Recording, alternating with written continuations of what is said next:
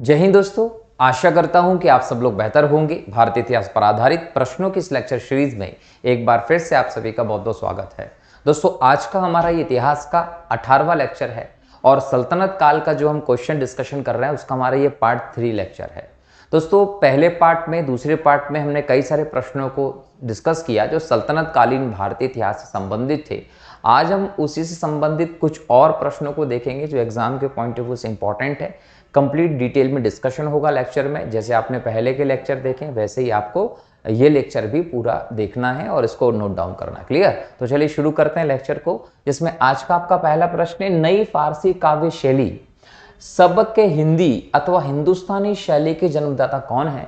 तो दोस्तों याद रखेंगे कि सबक के हिंदी या हिंदुस्तानी काव्य शैली जो रही, इसके जो जन्मदाता है वो अमीर खुसरो रहे। अमीर खुसरो, अगर हम मध्यकालीन भारतीय इतिहास की बात करें तो बहुत इंपॉर्टेंट कवि के तौर पर या विद्वान के तौर पर हम इन्हें देखते हैं। मध्यकालीन इतिहास में अगर हम देखें तो गुलाम वंश के समय पे, खिलजी वंश के समय पे और तुगलक वंश के समय पे हम देखें तो तीनों डायनेस्टी के समय के लगभग 7 इंपॉर्टेंट शासकों के समय अमीर खुसरो का जो है वो मौजूदगी होती है। तूतीय हिंद इनको कहीं ना कहीं बोल सकते हैं कि उपाधि भी दी गई और बहुत इंपॉर्टेंट यहाँ पर विद्वान के तौर पर आए, जिन्होंने खड़ी बोली में अपना इंपॉर्टेंट योगदान तो दिया ही था, साथ ही साथ सबक के हिंदी या हिंदुस्तानी शैली के जन्मदाता के तौर पर भी आप अमीर खुसरो को देखते हो। अमीर खुसरो को आप सबसे पहले बलबन के समय पे देखते हैं और अगर हम अंत में बात करें, ये प्रथम शासक, और अंत में हम बात करें तो गयासुद्दीन तुगलक जो है इसके समय पर भी ये रहे हैं। तो बलबन से लेके तो गयासुद्दीन तुगलक तक के जितने भी सल्तनत कालीन शासक रहे, इंपॉर्टेंट 7 इसमें शासक थे, इनके समय आप अमीर खुसरो को देखते हैं, जिन्होंने भारत में हिंदुस्तानी शैली जो है उसका एक नए परंपरा को शुरू किया था। ठीक है, चलिए, तो ये पहले प्रश्न का उत्तर रहा आपका अमीर खुसरो। अगला प्रश्न है, अनुकूल परिस्थितियां मौजूद होने के बावजूद गुलाम वंश के शासक भारत में अपने साम्राज्य का विस्तार नहीं कर पाए, इसका मुख्य कारण क्या था? याद रखिए कि अगर हम बात करें गुलाम वंश की या सल्तनत काल के प्रथम साम्राज्य की, सल्तनत काल में हम देखें तो गुलाम वंश पहला साम्राज्य था और गुलाम के बाद हम देखें तो फिर आपको खिलजी देखने को मिलता है। खिलजी के बाद आप जाएं तो आपको तुगलक देखने को मिलता है। तुगलक के बाद आप जाएं तो आपको सैयद देखने को मिलता है और अंत में आप देखें तो लोदी देखने को मिलता है। तो ये इंपॉर्टेंट 5 डायनेस्टीज रहती हैं। पहली डायनेस्टी गुलाम डायनेस्टी थी, लेकिन यहां हम देखें तो ऐसी सारी चीजें मौजूद थी इस समय जो गुलाम डायनेस्टी या सल्तनत काल के प्रारंभिक वंश को अपने साम्राज्य को एक बड़े स्तर तक पहुंचाने के लिए जरूरी था। अगर हम देखें, कुतुबुद्दीन ऐबक ने इस वंश की स्थापना की, लेकिन उसके पहले यहां पर उनको ऐसा कोई पावरफुल ताकत नहीं देखने को मिल रही थी जिससे इनको बड़े लेवल पर लड़ना पड़े। भारत कहीं ना कहीं राजनीतिक तौर पर एकता में गठित नहीं था, इसकी राजनीतिक एकता विखंडित थी, जिसका परिणाम था कि भारत में मुस्लिम साम्राज्य की स्थापना हुई। तो उस परिस्थिति में अगर ये लोग चाहते तो बहुत बड़ा साम्राज्य विस्तार कर सकते थे। ऐबक ने स्थापना जरूर की गुलाम वंश की, लेकिन जिस प्रकार से इल्तुतमिश ने एक बड़े लेवल पर साम्राज्य विस्तार करने का काम किया था, उन परिस्थितियों को देखें, बलबन की नीति को देखें तो हमें लगता है कि इनके पास सारी चीजें मौजूद थी जिससे कि एक बड़ा साम्राज्य बना सकते थे। ठीक है, क्लियर? उनकी अगर हम देखें कि क्या कारण रहा कि जिसके बाद वो नहीं कर पाए, तो मैं ये बोल सकता हूं कि आरंभ की सैन्य कमजोरी थी। इनकी सेना प्रारंभ में इतनी ज्यादा मजबूत नहीं थी। दूसरा मैं बोल सकता हूं कि भारत में उनकी संख्या नगण्य होना, हाँ प्रारंभ में ये कम थे, और इसके बाद ये थे कि वे साम्राज्य नहीं करना चाहते थे, ये तो है नहीं, साम्राज्य तो वो करना चाहते थे। तो कहीं ना कहीं अगर हम कमियों की बात करें तो संख्या कम होना भी एक कारण हो सकता है, सैन्य स्थिति थोड़ी सी कमजोर होना भी एक कारण हो सकता है, लेकिन इंपॉर्टेंट कारण था मंगोलों का आक्रमण। ये वो समय था जब मंगोल जो थे उत्तर पश्चिमी क्षेत्र में लगातार आक्रमण करते चले आ रहे थे। और अगर हम बात करें तो इल्तुतमिश के समय जो चंगेज खां के आक्रमण से ये लोग बचते हैं, उसके बाद एक के बाद एक मंगोलों का आक्रमण हमें देखने को मिलता है। तो मंगोल आक्रमण का जो डर था वो कहीं ना कहीं इन्हें साम्राज्य विस्तार करने से रोक रहा था या साम्राज्य विस्तार करने के इनके मार्ग के सामने अड़ंगा बन रहा था।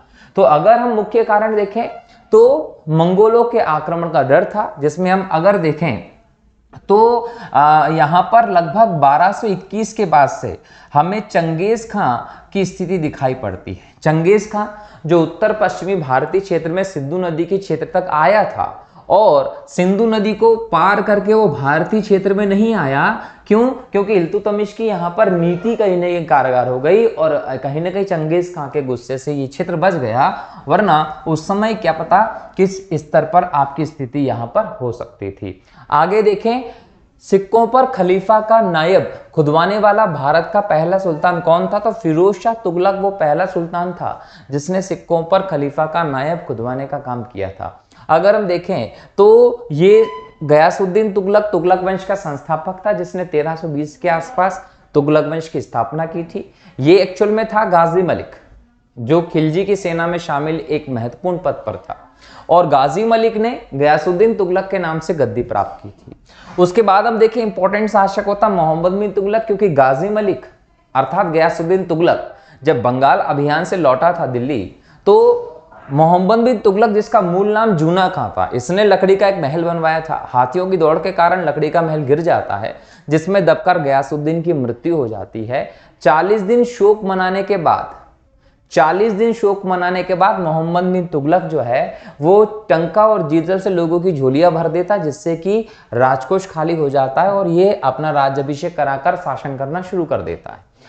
मोहम्मद बिन तुगलक के बाद देखें तो उसका चचेरा भाई जो है वो फिरोज शाह तुगलक गद्दी पर बैठता है, क्योंकि लगभग 1351 के आसपास मोहम्मद बिन तुगलक के सिंध के थट्टा नामक स्थान पर मृत्यु हो जाती है और यहीं पर थट्टा में ही फिरोज तुगलक अपना राज्याभिषेक करवाता। बाद में आके दिल्ली में पुनः अपना राज्याभिषेक कराता फिरोज तुगलक। तो फिरोज तुगलक जो है उसने खलीफा की सत्ता को स्वीकार किया और नायब जो है सिक्कों पर वो खुदवाना शुरू किया खलीफा का। ये याद रखिएगा, फिरोज शाह तुगलक ने अद्दा और विख नाम के तांबा और चांदी के मिश्रण वाले सिक्के चालू किए। शशगनी नाम के जो सिक्के थे चांदी के वो फिरोज तुगलक ने चालू किए और फिरोज तुगलक जो है उसको हम लोग एक निर्माता के तौर पर जानते हैं जिसने सल्तनत काल में कई सारी सिंचाई के लिए नहरें हो, बगीचे हो, अस्पताल हो, बागान हो, कई सारी चीजें स्थापित करवाई थी। तो यही ध्यान रखना आपको फिरोज तुगलक के बारे में। हालांकि सबसे पहले नहर और सिंचाई की व्यवस्था करवाने वाले मध्यकालीन सुल्तानों में आप गयासुद्दीन तुगलक का नाम देखते हो, लेकिन इसकी परिपाटी, इसको एक ट्रेडिशन में लाने का काम फिरोज तुगलक के समय होता है। ठीक है, सैयद उस सलातीन की उपाधि धारण करने वाला शासक कौन था? तो फिरोज तुगलक ही सैयद उस सलातीन की उपाधि धारण करने वाला शासक था। ये ध्यान रखना है। एक और एडिशनल फैक्ट एक बार फिर हम दोहरा लेते हैं जो हम पिछले लेक्चर में डिस्कस कर चुके हैं कि सबसे ज्यादा दासों की संख्या किसी के यहाँ थी तो वो फिरोज तुगलक के यहाँ पर थी। फिरोज तुगलक ने दासों के लिए दीवाने बंदगान नाम का विभाग भी बनवाया था। महिलाओं के लिए या दान दक्षिणा करने के लिए इसने दीवाने खैरात नाम का विभाग भी बनवाया था। पेंशन व्यवस्था के लिए दीवाने इंशा विभाग भी बनवाया था फिरोज तुगलक ने। इसने दफ्तर ए रोजगार भी बनवाया ताकि बेरोजगार लोगों को समय पे उचित रोजगार दिया जा सके। फलों की गुणवत्ता में सुधार के लिए 1200 से ज्यादा फलों के बगीचे और आदि चीजें की। सिंचाई के लिए बहुत बड़े स्तर पर इसने काम किया। कई सारे नहरें बनाने का काम फिरोज तुगलक ने किया। एक प्रकार से इस समय नहरों का जाल बिछा दिया था फिरोज तुगलक ने। ये भी आप लोगों को ध्यान रखना है।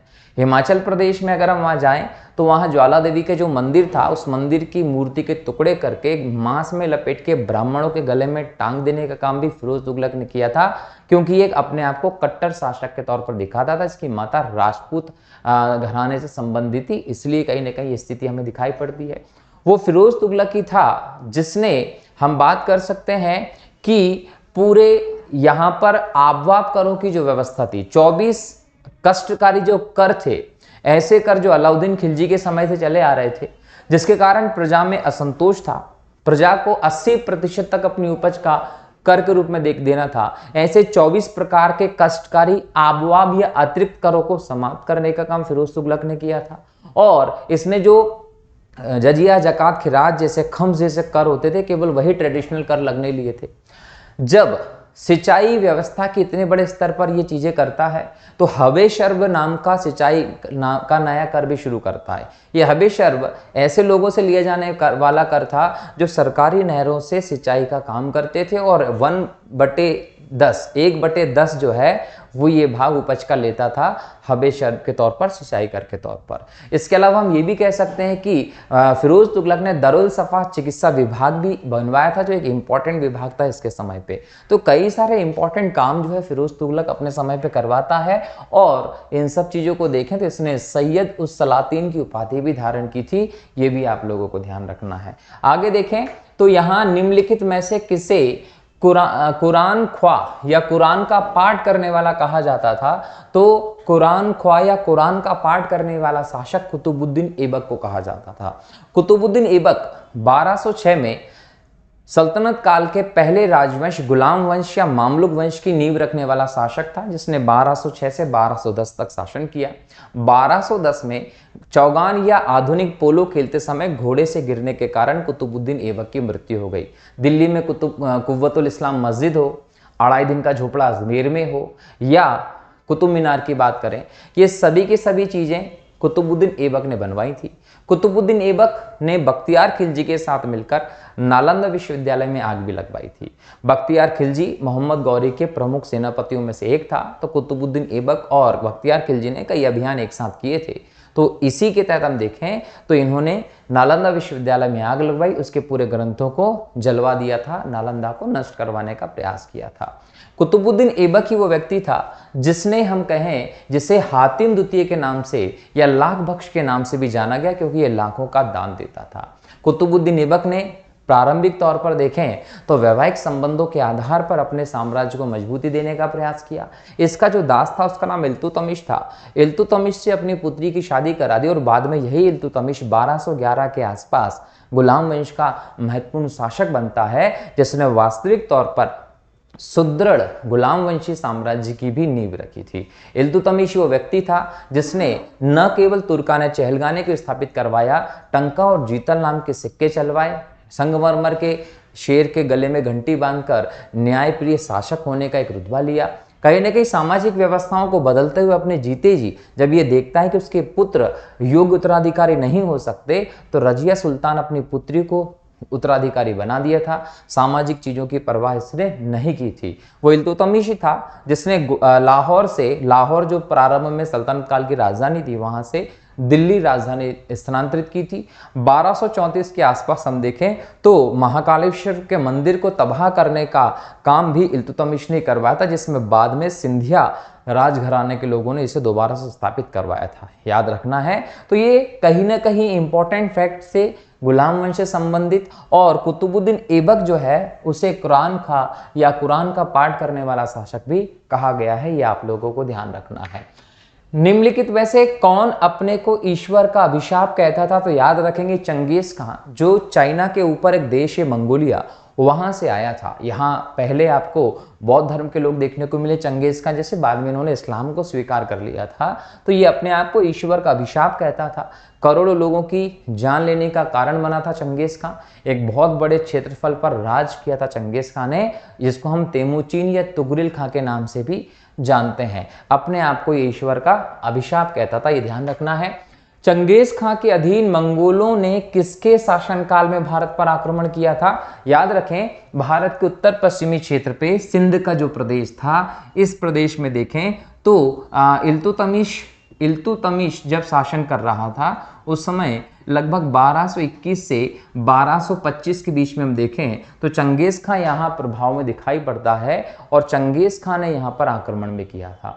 परंतु यहाँ इंपॉर्टेंट बात ये थी कि जलालुद्दीन मंगबरनी जो रहा, उसको यहाँ पर इल्तुतमिश के द्वारा शरण नहीं दी गई।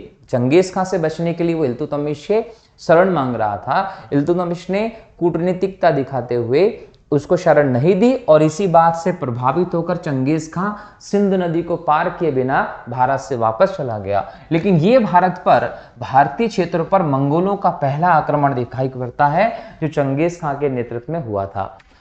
निम्नलिखित युग्मों में कौन सा सही रूप में सुमेलित है? याद रखिए, एक तरफ विभाग दिए और एक तरफ उनसे संबंधित शासकों का नाम दिया गया है। अगर यहां मैं बात करूं दीवाने बंदगान जो है वो किसने शुरू करवाया था? दीवाने बंदगान फिरोज तुगलक ने शुरू करवाया था, यह आप लोगों को ध्यान रखना है, ठीक है। दीवाने बंदगान फिरोज तुगलक ने शुरू करवाया था। क्यों? तुगलक डायनेस्टी में फिरोज तुगलक के समय दासों की संख्या सर्वाधिक थी। लगभग 1,80,000 के आसपास दास हमें फिरोज तुगलक के यहाँ देखने को मिलते हैं। अब इतने सारे दास थे तो इनके लिए व्यवस्था तो करनी थी, इसलिए इसने दीवाने बंदगान नाम का दास विभाग बनवाया। साथ ही साथ इनको रोजगार देने के लिए दफ्तर-ए-रोजगार नामक विभाग भी फिरोज तुगलक ने ही बनवाया था, ताकि बहुत बड़े स्तर पर जो बेरोजगारी थी उनको रोजगार देने का काम किया जा सके। यहाँ अगला है दीवाने मुस्तक राज। दीवाने मुस्तक राज जो है वो बलबन ने नहीं बनवाया था। दीवाने मुस्तक राज जो है वो अलाउद्दीन खिलजी का विभाग रहा है, ये याद रखिएगा। मतलब ये जो है ये सुमेलित नहीं है। दीवाने मुस्तक राज अलाउद्दीन खिलजी ने ऐसे बनवाया कि जनरली अलाउद्दीन खिलजी जब शासक बनता है तो शासक बनने के लिए इसने षड्यंत्र तो किया ही था। अपने ससुर और ससुर के साथ एक और रिलेशन था, चाचा, इनका नाम था जलालुद्दीन खिलजी। अब जलालुद्दीन खिलजी जिसने लगभग 1290 के आसपास दिल्ली में गुलाम वंश के अंतिम शासक केक्योमर्श को मारकर खिलजी वंश की नींव रखी थी। अब ये जो खिलजी वंश की नींव रखी, इसके जलालुद्दीन को 1296 में अली गुरसप ने मार दिया। और जब इसको मार दिया तो इसने उपाधि धारण की अलाउद्दीन खिलजी की और यह शासक बन गया। अलाउद्दीन खिलजी जब शासक बना तो इसने एक बोल सकते हैं स्ट्रिक्ट शासन व्यवस्था स्थापित करने का प्रयास किया। सबसे पहले तो इसने क्या किया कि निजी भूमि को खत्म करके खालसा भूमि में, सरकारी भूमि में बदल दिया। उसके बाद सैनिकों को, लोगों को नगद वेतन देना शुरू किया। इसके लिए बाजार व्यवस्था और मूल्य नियंत्रण प्रणाली लेकर आए। भ्रष्टाचार ना हो इसलिए कम तोलने वालों के शरीर से वजन की तुलना में मांस काट लेने के आदेश दिए। इसने अलग अलग प्रकार की मंडी स्थापित की। अनाज के लिए अलग मंडी कर दी, कपड़े के लिए अलग मंडी कर दी, दासों के लिए अलग मंडी कर दी। हर एक मंडी पर एक नियुक्त कर दिया और सभी मंडियों पर एक प्रमुख अधिकारी भी नियुक्त कर दिया गया। तो इस प्रकार की व्यवस्था अलाउद्दीन खिलजी ने की। लेकिन अलाउद्दीन खिलजी ने सबसे ज्यादा टैक्स लगाए। इसने कई सारे अतिरिक्त कर लगाए जिनको आप आबवाब करों के नाम से जानते हैं। करों की संख्या सर्वाधिक किसी सुल्तान के समय थी तो वो अलाउद्दीन खिलजी के समय थी। इसने कहा कि टैक्स को वसूल आप कठोरता से करिए, तो टैक्स वसूल करने के लिए कठोर नियमों का पालन भी किया गया था। इसने घड़ी कर और चरी कर जैसे अतिरिक्त कर लगाए, जिसमें घड़ी कर के अंतर्गत झोपड़ियों पर कर लगाया जाता था और चरी कर के अंतर्गत दुधारू पशुओं पर कर लगाया जाता था। तो हर एक चीज पर कर जो है वह अलाउद्दीन खिलजी ने लगाया और 80% तक उपज का ये टैक्स के तौर पे ले लेता था। इतना ही नहीं, जो लोग टैक्स नहीं दे पाए या जिन लोगों का पहले का टैक्स बकाया था, उस बकाया टैक्स को वसूल करने के लिए दीवाने मुस्तक राज नाम जैसा विभाग भी अलाउद्दीन खिलजी के द्वारा स्थापित करवाया गया था। यह भी आप लोगों को ध्यान रखना है। तो अलाउद्दीन खिलजी ने न केवल शरीयत के नियमों की अवहेलना करके अपने हिसाब से नए नियम बनाना शुरू किए, बल्कि उसने टैक्स सिस्टम में कई सारे इंपॉर्टेंट कठोरतापूर्वक निर्णय भी लिए थे। यहाँ एक और चीज ध्यान रखें कि अलाउद्दीन खिलजी कहता था कि मैं नहीं जानता कि शरीयत में क्या लिखा है, मैं वही करता हूं जो प्रजा के हित में होता है, और कहीं ना कहीं राज्य का कोई सगा संबंधी नहीं होता है। ऐसे कोटेशन देखने को मिलते हैं। फ्रांस के सम्राट थे लुई 14, उन्होंने कहा था आई एम द स्टेट, मैं ही राज्य हूं। इसी प्रकार का एक स्टेटमेंट जो है वो अलाउद्दीन खिलजी के द्वारा भी हमें देखने को मिलता है। तो एक प्रकार से अपने आप को सर्वोच्च शक्ति मानता था अलाउद्दीन खिलजी, जिसने एक बहुत बड़ी सेना के दम पर साम्राज्य विस्तार करने का काम किया। केंद्र में सेना रखने वाला पहला कोई अगर सुल्तान था दिल्ली में तो वो अलाउद्दीन खिलजी था, जिसने लगभग 4,75,000 के आसपास एक बड़ी सेना तैयार की थी। और इतनी बड़ी सेना को मेंटेन करने के लिए इस प्रकार के टैक्स सिस्टम की जरूरत थी। इसलिए हम इसको कहीं ना कहीं बड़ी सेना, बड़े साम्राज्य विस्तार के मंसूबे के तहत इस प्रकार की राजस्व व्यवस्था को अलाउद्दीन खिलजी के समय देखते हैं। दीवाने कोही जो विभाग था, वो याद रखिएगा कि दीवाने कोही जो विभाग है वो मोहम्मद बिन तुगलक के द्वारा स्थापित करवाया गया था। मोहम्मद बिन तुगलक जो है, इसने क्या किया था कि जैसे ही हम बात करते हैं कि ये सुल्तान बना, 40 दिन इसके पिता की मृत्यु के बाद शोक मनाया।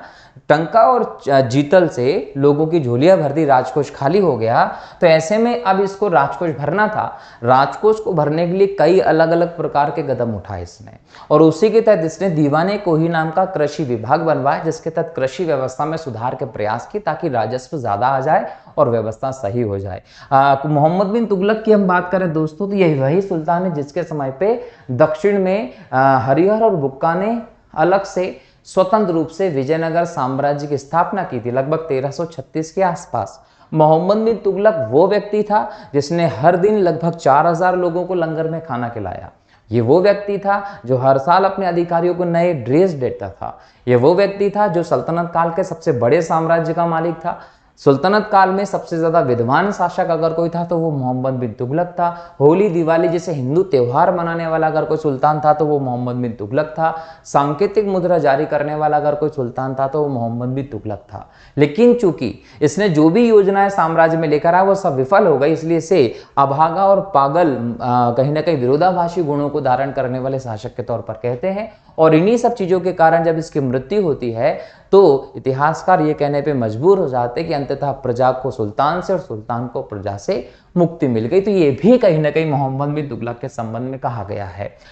दीवाने अर्ज जो विभाग है ये एक सैन्य विभाग था जो बलबन के द्वारा स्थापित करवाया गया था। बलबन अगर हम बात करें तो गुलाम वंश का एक इंपॉर्टेंट शासक था। नासिरुद्दीन महमूद जो था, जिसके बारे में कहा जाता है कि टोपी सीकर अपना जीवन यापन करता था, उसे मारकर बलबन ने गुलाम वंश में सत्ता हासिल की थी। हालांकि ये शासक की जो शक्तियां उसका प्रयोग तो पहले से ही कर रहा था, लेकिन वास्तविक तौर पर नासिरुद्दीन महमूद के बाद बलबन शासक बनता है। और शासक बनने के बाद इसने दैवीय राजत्व के दैवीय सिद्धांत को इसने अपनाया और अपने आप को कहा कि मैं ईश्वर का प्रतिनिधि हूं जिसने आपके ऊपर शासन करने के लिए मुझे भेजा है। और ऐसा कहकर ये जिल्ले इलाही की उपाधि धारण करता था। एग्जाम में अगर पूछ ले कि जिल्ले इलाही की उपाधि किसने धारण की थी तो बलबन ने धारण की थी। लोह रक्त की नीति का पालन करने वाला शासक कौन था तो बलबन था।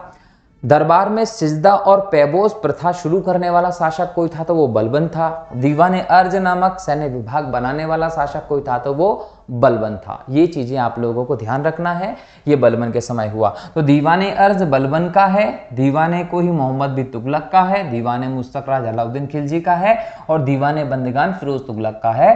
क्वेश्चन क्या था, निम्नलिखित युग्मों में से कौन सा सही रूप में सुमेलित है तो दीवाने बंदगान तुगलक का था, ये सही है, बाकी सब बेजोड़ थे। लेकिन हमने यहाँ सबके बारे में डिस्कस करके समझ लिया कि किसका संबंध किससे है, बराबर।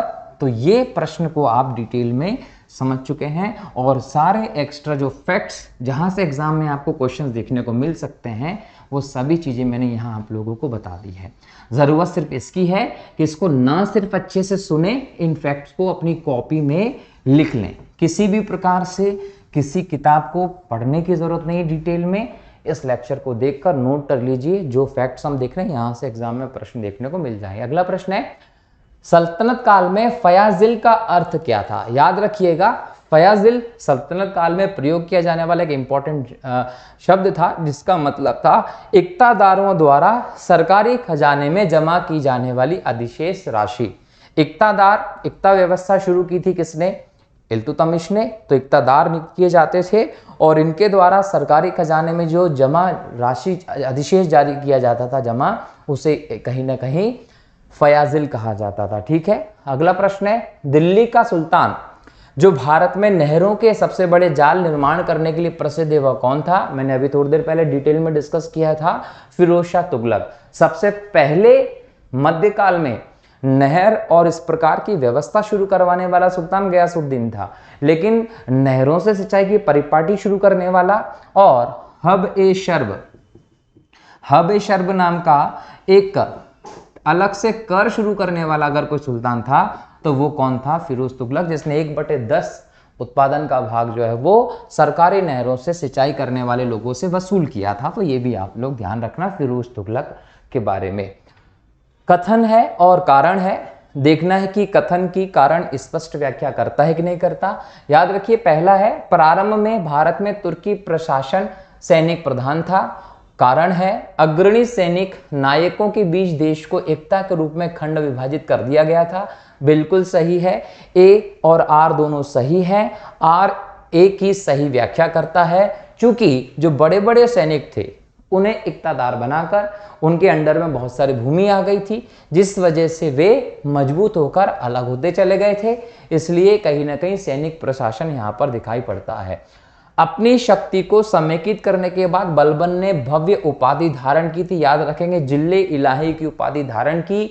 दैवीय राजत्व के सिद्धांत को बलबन ने अपनाया था, और याद रखें कि इसने अपने आप को ईश्वर का प्रतिनिधि घोषित करते हुए जिले इलाही की उपाधि धारण की थी बलबन ने। नासिरुद्दीन ने इसे उलुग खानों के खां की पदवी भी दी थी और नायब के पद पर भी इसको बिठाया था। ये आप लोगों को ध्यान रखना है। निम्नलिखित में से किसने भारत का सबसे पुराना मकबरा, नासिरुद्दीन महमूद का मकबरा, जैसे हम सुल्तानगढ़ी का मकबरा कहते हैं, बनवाया था, और मकबरा निर्माण शैली का जन्मदाता होने का गौरव प्राप्त है। इल्तुतमिश को इसका कहीं ना कहीं बोल सकते हैं कि इसका तमगा प्राप्त है। बलबन ने वित्त विभाग दीवाने विजारत से अलग कर एक पृथक संस्था के रूप में सैन्य विभाग दीवाने अर्ज की स्थापना की थी, जिसका उद्देश्य क्या था? इसका उद्देश्य था आंतरिक विद्रोह का दमन करना और मंगोल आक्रमण को रोकना। मैंने पहले ही कहा था कि सल्तनत काल के शासकों के सामने साम्राज्य विस्तार को लेकर सब चीजें होने के बावजूद मंगोल आक्रमण का डर कहीं ना कहीं बहुत बड़ा था।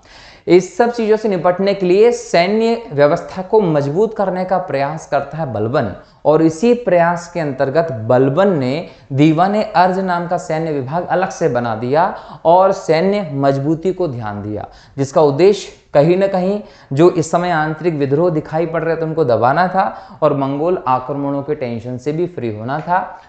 किसने राज दरबार में सिजदा, सिजदा का मतलब होता था घुटनों पर बैठकर शीश नवाना, पैबोस का मतलब होता था कि पांव को चूमना।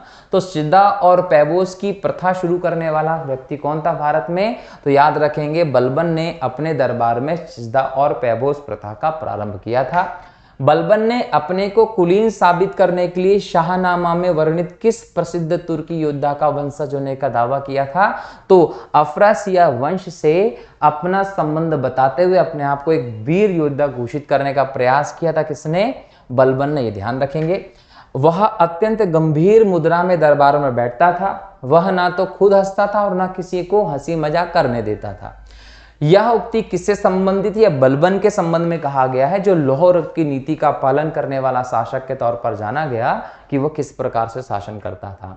निम्नलिखित में किसने किलोखेरी के राजमहल में अपना राज्याभिषेक किया और उसे अपनी राजधानी बनाया? तो किलोखेरी की स्थापना करने वाला व्यक्ति था जलालुद्दीन खिलजी। जलालुद्दीन खिलजी ने किलोखेरी की स्थापना की, भव्य किला बनवाया, उस किले में अपना राज्याभिषेक कराकर उसे अपनी राजधानी बनाकर शासन करना प्रारंभ किया था जलालुद्दीन खिलजी ने। हालांकि 1296 में इसके भतीजे और दामाद अलाउद्दीन खिलजी ने इसको मारकर किलोखेरी के किले पर कब्जा करके यहाँ अपना राज्याभिषेक करवा लिया था। ठीक है, चलिए आगे बढ़े।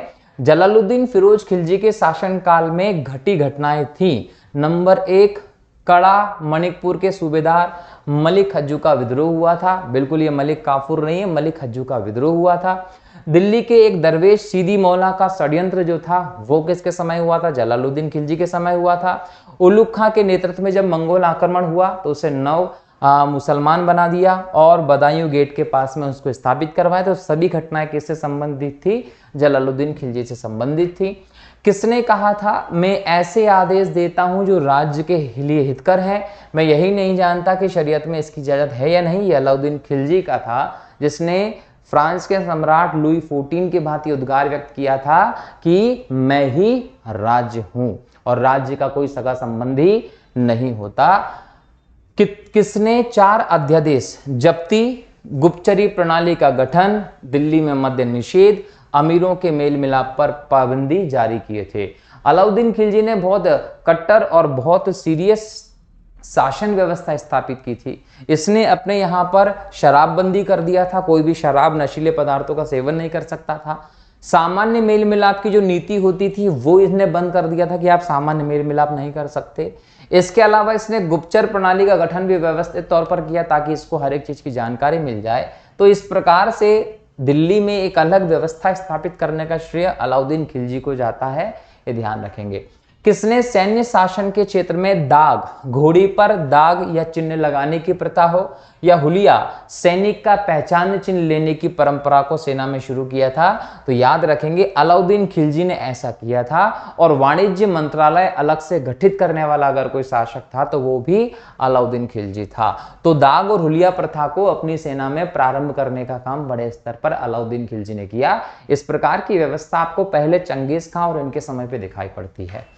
या एक अस्पा एक घोड़े वाला सैनिक, दो अस्पा दो घोड़े वाले सैनिक की परंपरा किसने शुरू की? तो एक अस्पा दो अस्पा व्यवस्था अलाउद्दीन खिलजी ने शुरू की थी, ये भी नोट कर लीजिएगा। सराय दल निम्नलिखित में किसका बाजार होता था? जब सराय दल की आप बात करते तो यहां पर आप वस्त्र और अन्य वस्तुओं को बेचते थे। मतलब अलाउद्दीन खिलजी ने जो अलग अलग मंडियों के निर्माण करवाया था अपने बाजार व्यवस्था के अंतर्गत, उन्होंने एक मंडी बनवाई थी सराय दल। जो सराय दल थी वहां पर कपड़ों को बेचा जाता था। जो गल्ला मंडी होती थी, ये गल्ला मंडी जो होती थी यहाँ पर अनाज का व्यापार होता था। और दास मंडी जो था यहाँ पर दास का, घोड़ों का या मवेशियों का व्यापार होता था। तो तीन अलग अलग प्रकार की दास मंडी हो, गल्ला मंडी हो या सराय दल जैसी व्यवस्था हो, अलाउद्दीन खिलजी ने करवाई थी। हर एक मंडी में घूम घूम कर जांच करने के लिए बरीद होता था, ये आप लोगों को ध्यान रखना है, ठीक है। दिल्ली स्थित सीरी किला हो, हजार स्तून महल हो या हजार खंभों वाला महल का निर्माण का श्रेय किसको जाता है? तो ध्यान रखेंगे अलाउद्दीन खिलजी को इसका निर्माण जाता है। अलाई दरवाजा भी अलाउद्दीन खिलजी ने बनवाया था, जो कि कुतुब मीनार में दक्षिण से प्रवेश करने का एक क्षेत्र है। किसने रस्म ए मियान, बीच का रास्ता एवं तारीख ए यल्दोज, सुल्तान का तरीका नाम से राजस्व सुधार की व्यवहारिक नीति अपनाई थी? तो याद रखेंगे कि आर्थिक नीति का अगर संयम की व्यवस्था हो या फिर एक प्रकार से राजस्व व्यवस्था की पूरी नई व्यवस्था हो तो वो गयासुद्दीन तुगलक ने स्थापित करवाई थी, ये ध्यान रखेंगे। नहर निर्माण करवाने वाला दिल्ली का पहला सुल्तान कौन था? तो नहर निर्माण करवाने वाला दिल्ली का पहला सुल्तान गयासुद्दीन तुगलक था। सूची 1 को सूची 2 से मिलाना है। एक तरफ आपको दे दी है क्षेत्र और एक तरफ दे दी है उनसे संबंधित व्यक्ति। यहां देखिए मदुरा या माबर, ये किससे संबंधित रहा? ये रहा जलालुद्दीन एहसान शाह से संबंधित। विजयनगर साम्राज्य की स्थापना करने वाले थे हरिहर और बुक्का, लगभग 1336 के आसपास जब मोहम्मद बिन तुगलक शासक था। उसके समय दक्षिण में संत विद्याधर जी की प्रेरणा से तुंगभद्रा नदी के किनारे पर हरिहर और बुक्का ने अपने पिता विजय के नाम पर विजयनगर साम्राज्य की स्थापना की थी। वारंगल की अगर हम बात करें तो वारंगल जो है वो कन्हैया के द्वारा और बहमनी साम्राज्य की स्थापना हसन गंगू के द्वारा की गई थी। हसन गंगू का जो बहमनी साम्राज्य था, इसका लगातार विजयनगर साम्राज्य से संघर्ष भी आप देखते हैं। विजयनगर साम्राज्य हम अगले लेक्चर में डिटेल में बात करेंगे। किसके राज्यकाल में सादा अमीरों का विद्रोह हुआ, जिसकी चरम परिणति 1347 में बहमनी राज्य की स्थापना में हुई? तो जब मोहम्मद बिन तुगलक था, इसके समय 1336 में दक्षिण में विजयनगर साम्राज्य बन चुका था, लेकिन इसके समय अमीर जो थे उन्होंने और विद्रोह कर दिया और बाद में जाकर उन्होंने दक्षिण में बहमनी साम्राज्य की नींव रख दी थी। राजशेखर एवं जिन प्रभा सूरी जैसे जैन विद्वानों को किल सुल्तान ने राजकीय संरक्षण दिया था, तो मोहम्मद बिन तुगलक ने इन जैन विद्वानों को अपने यहाँ पर राजकीय संरक्षण दिया था। इंपॉर्टेंट क्वेश्चन एग्जाम में आ सकता है। किस सुल्तान ने 24 कष्टकारी करों को खत्म कर दिया था और जो 4 इंपॉर्टेंट कर थे वही लगाए थे? तो याद रखेंगे फिरोज शाह तुगलक ने अलाउद्दीन खिलजी के समय से चले आ रहे जितने भी अतिरिक्त आब वाब कर थे उन सभी करों को समाप्त करके केवल 4 इंपॉर्टेंट कर जजिया, जकात, खराज को ही लागू किया था। निम्नलिखित में से किसने सेना को नगद वेतन के स्थान पर भूमि बोल सकते हैं कि नगद वेतन देने की व्यवस्था शुरू की? भूमि कर वसूलने का अधिकार या इतलाक के माध्यम से वेतन भुगतान का आदेश दिया? तो वो गयासुद्दीन तुगलक था, ध्यान रखना है। किस सुल्तान ने अपनी आत्मकथा फतुआत फिरोज शाही लिखी थी? तो फिरोज तुगलक ने इसकी रचना की थी। किसने भूमि मापने का पैमाना गज ए सिकंदरी का प्रचलन किया था? तो याद रखिए सिकंदर लोदी वंश का क्रूर कट्टक धार्मिक रूप से एक शासन करने वाला व्यक्ति था, जो सुनार माता हिंदू माता की संतान था और अपने आप को धार्मिक कट्टरता के तौर पर दिखाना चाहता था। तो इसलिए इसको आप जानते हैं, इसने हिमाचल प्रदेश के जो ज्वाला देवी का मंदिर था उसकी मूर्ति को तोड़कर उसके जो टुकड़े थे वो कसाईयों को मांस तोलने के लिए दे दिए थे। सिकंदर लोदी ने ही अपनी राजस्व व्यवस्था के अंतर्गत गज सिकंदरी नाम की पैमाने की व्यवस्था भी लेकर आए थे, जिससे भूमि का पैमाइश किया जाता था। यह वही शासक है जिसने ग्वालियर को जब जीता तो इस पर अधिकार को बनाए रखने के लिए, नियंत्रण को बनाने के लिए 1504 में यहां आगरा की सैनिक छावनी के तौर पर स्थापना भी की थी। अगला प्रश्न है, किस मुस्लिम शासक के सिक्कों पर देवी लक्ष्मी की आकृति बनी थी? तो मोहम्मद गौरी वो सुल्तान था जिसने यहाँ जब चांदी के सिक्के जारी किए तो एक तरफ इसने अरबी भाषा में अपना नाम लिखवाया और दूसरी तरफ देवी लक्ष्मी की आकृति भी बनवाई थी। अगला प्रश्न है, आज का लास्ट प्रश्न है, प्रसिद्ध यात्री इब्न बतूता के विषय में निम्नलिखित कथनों पर विचार कीजिए। इब्न बतूता मोरक्को का यात्री था, बिल्कुल मोरक्को का यात्री था, जो लगभग 1333 के आसपास मोहम्मद बिन तुगलक के दरबार में आया था।